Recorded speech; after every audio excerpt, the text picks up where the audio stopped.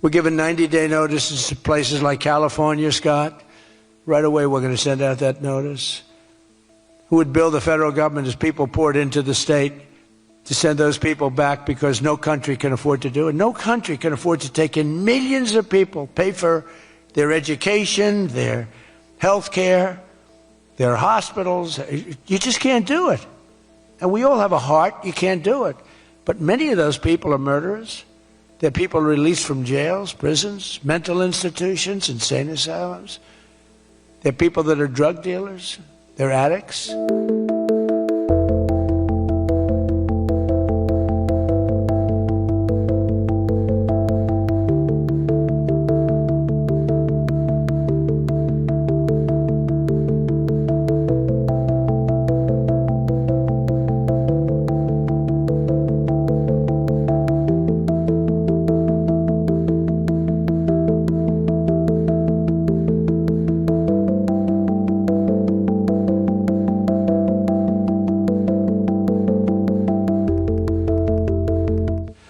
Additionally, starting February 1st, we're not making any payments to sanctuary cities or states having sanctuary cities because they do everything possible to protect criminals at the expense of American citizens, and it breeds fraud and crime and all of the other problems that come. So we're not making any payment to anybody that supports sanctuary cities.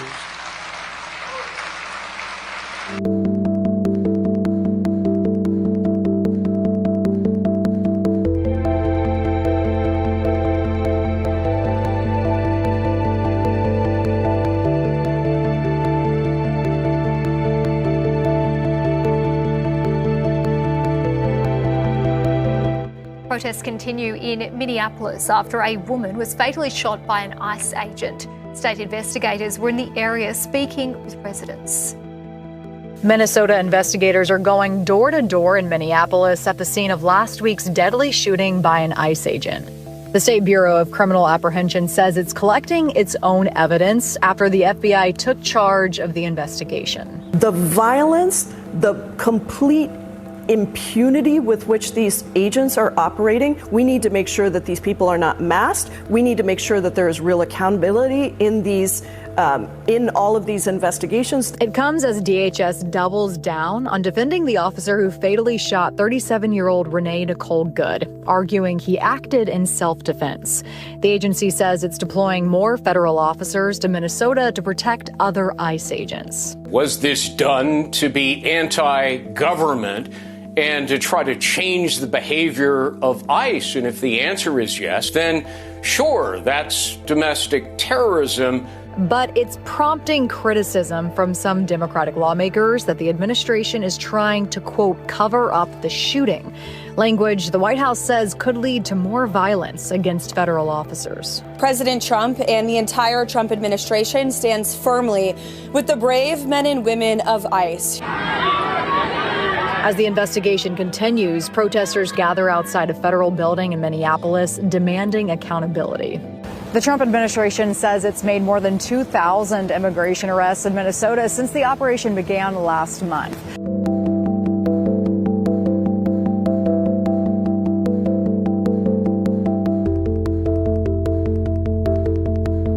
You good?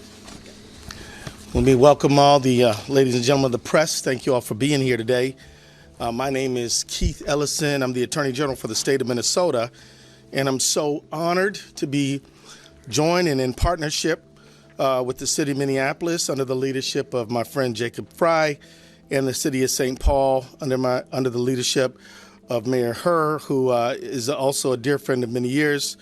We've come together, and we're here to announce a lawsuit we're filing against the United States Department of Homeland Security to end the unlawful, unprecedented surge of the federal law enforcement agents into Minnesota.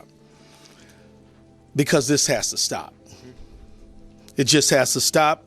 We allege that the obvious targeting of Minnesota for our diversity, for our democracy, and our differences of opinion with the federal government is a violation of the Constitution and of federal law. We allege that the surge's reckless impact on our schools, on our local law enforcement, is a violation of the 10th Amendment and the sovereign laws and powers of the Constitution grants to states.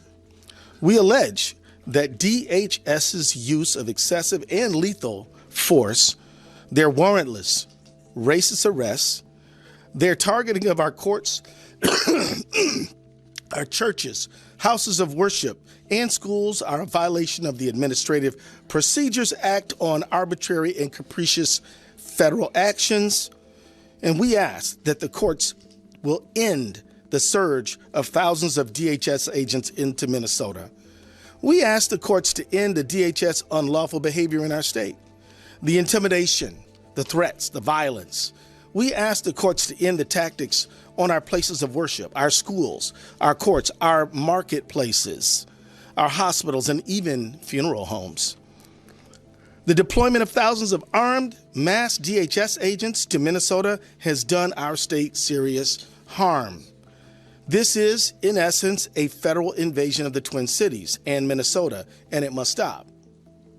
DHS agents have sown chaos and terror across the metropolitan area and in cities across the state of Minnesota.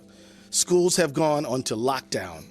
Entire districts have had to cancel school for tens of thousands of students to ensure safety and offer online education because of the students and the parents' fear of coming into the school.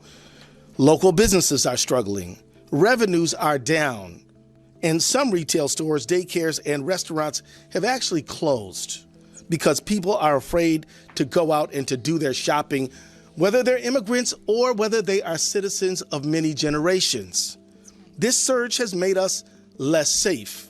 Thousands of poorly trained, aggressive, and armed agents of the state, of the federal government, have rolled into our communities, overwhelmed our local police departments, and law enforcement agencies should be focused on our public safety, but instead, many are dealing with the aftermath of DHS agents' chaos and violence. I want to thank our law enforcement officers for doing a tremendous job under very difficult circumstances. Not the people, but the federal government.